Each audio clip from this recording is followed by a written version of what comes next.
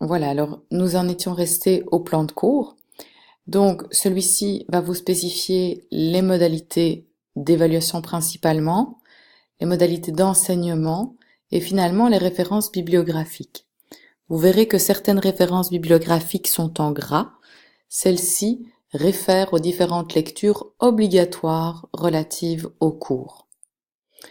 Les modalités d'évaluation sont également ici représentées dans ce tableau. Vous aurez différentes tâches à remettre dans le cadre de ce cours. Premièrement, vous aurez un travail qui consiste en une réflexion individuelle, lors de laquelle vous allez rédiger une réflexion personnelle en lien avec votre identité et votre développement professionnel. Elle va porter à la fois sur votre moi personnel et professionnel comme futur formateur d'enseignants, et ce travail fera 3 pages maximum.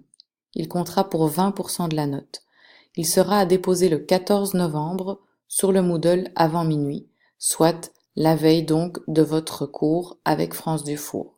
Le 3e cours, si on compte donc le premier cours du 20 octobre, ou le 2e cours donc, si on compte à partir du 8 novembre. Vous remettrez également une version papier de ce travail au cours donc du 15 novembre. Je vais directement aller regarder ici avec vous la grille d'évaluation de ce premier travail.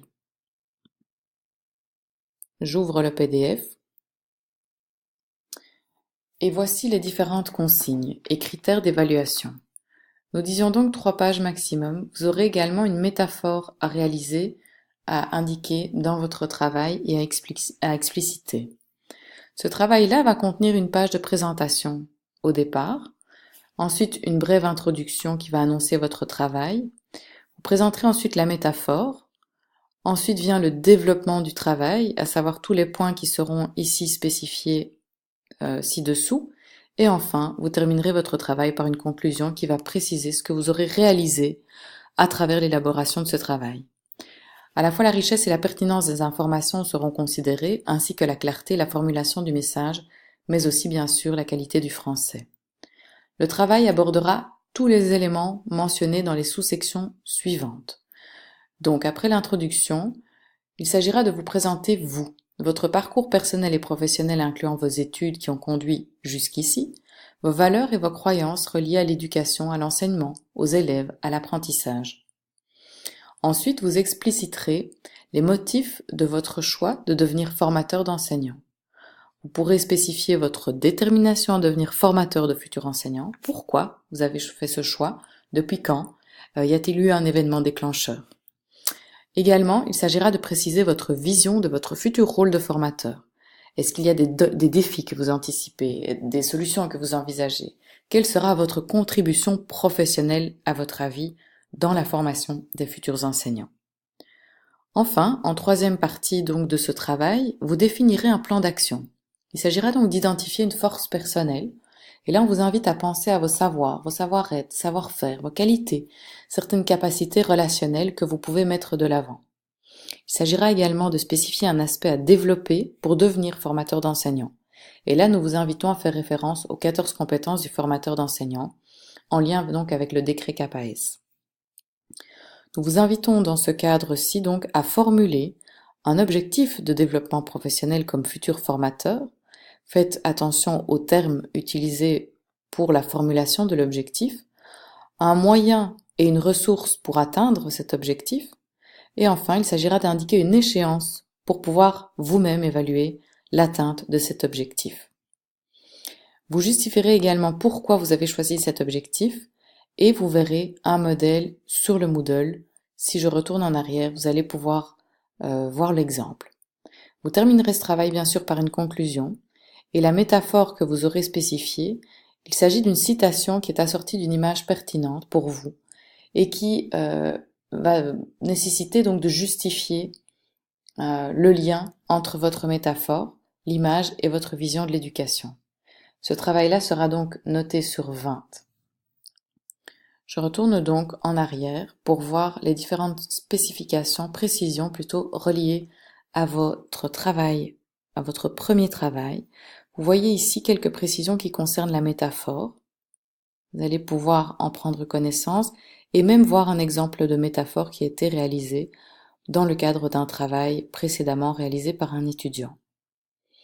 D'autres précisions ici concernent aussi le travail 1. Il s'agit de précisions qui concernent le troisième point, donc le plan d'action.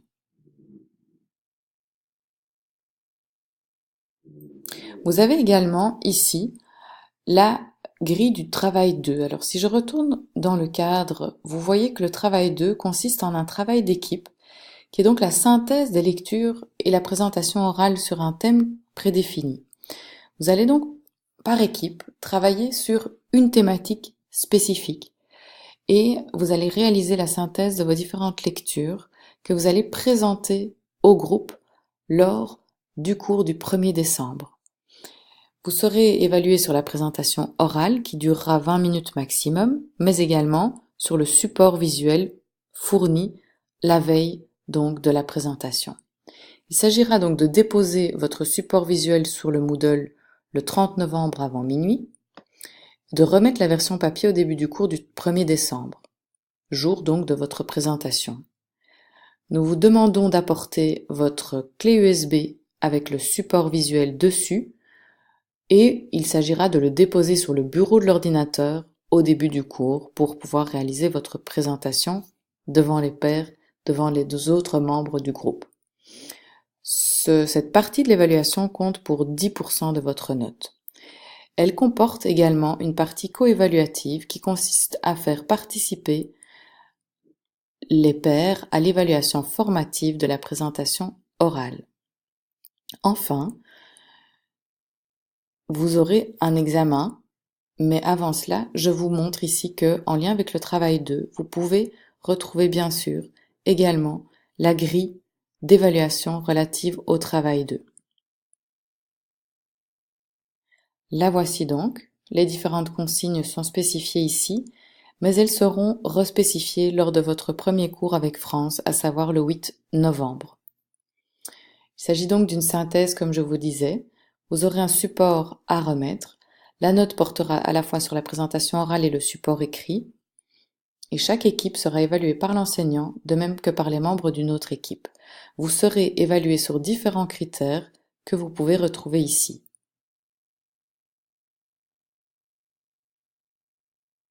Lors de l'évaluation, à la fois votre enseignante, mais également les membres d'un autre groupe pourront commenter ici votre présentation.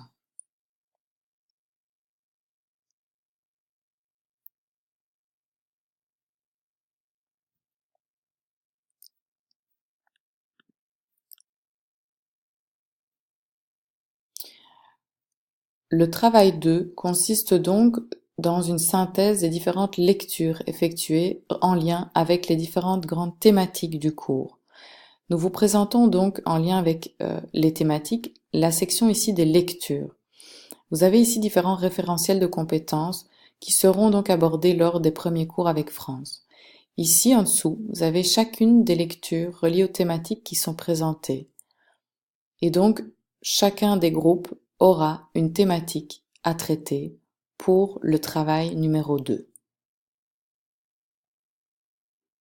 Pour lire les textes, vous n'avez qu'à télécharger le dossier et vous retrouverez les différents textes qui vous seront nécessaires à la réussite du cours. Quelques textes facultatifs figurent ici en dessous également. Je retourne donc aux éléments d'évaluation et vous voyez bien que une troisième partie de votre note sera bien sûr reliée à l'examen. Un examen écrit qui va porter sur tout le contenu des cours, des ateliers en présence et des textes à lire. L'examen se déroulera sans note le jeudi 25 janvier dans la soirée. Il se composera de questions ouvertes. Le téléphone et l'ordinateur, bien sûr, ne seront pas autorisés. Quelque chose d'important est que pour le dépôt de vos différents travaux, nous vous demandons de créer un seul fichier Word, d'inclure la grille de correction ajoutée à la fin du travail et d'enregistrer votre travail sous la forme suivante: votre nom de famille, un underscore, votre prénom, un autre underscore et le nom du travail, soit travail 1, travail 2. Pour le travail d'équipe, vous allez l'enregistrer sous la forme suivante: le numéro de votre équipe, underscore, le nom de famille de l'étudiant qui a déposé le travail. Donc il y aura un seul étudiant par équipe qui déposera un travail. Alors à quel endroit déposer vos travaux? Vous allez aller voir plus loin ici sur le Moodle. Il y a une section après les lectures qui s'intitule Dépôt des travaux. Vous allez pouvoir aller déposer votre travail en cliquant sur les liens ici. Un exemple donc ici, dépôt du travail 1. Vous allez pouvoir aller remettre votre travail. Ici, bien sûr, on est dans le Moodle d'un enseignant, donc cela figurera de façon différente chez vous. Enfin, vous allez avoir ici une section Constitution des équipes, où ici, nous vous inviterons à constituer les équipes dès lors que le cours aura commencé. Voilà, nous vous souhaitons une bonne navigation et un excellent cours sur la méthodologie de la formation initiale des enseignants.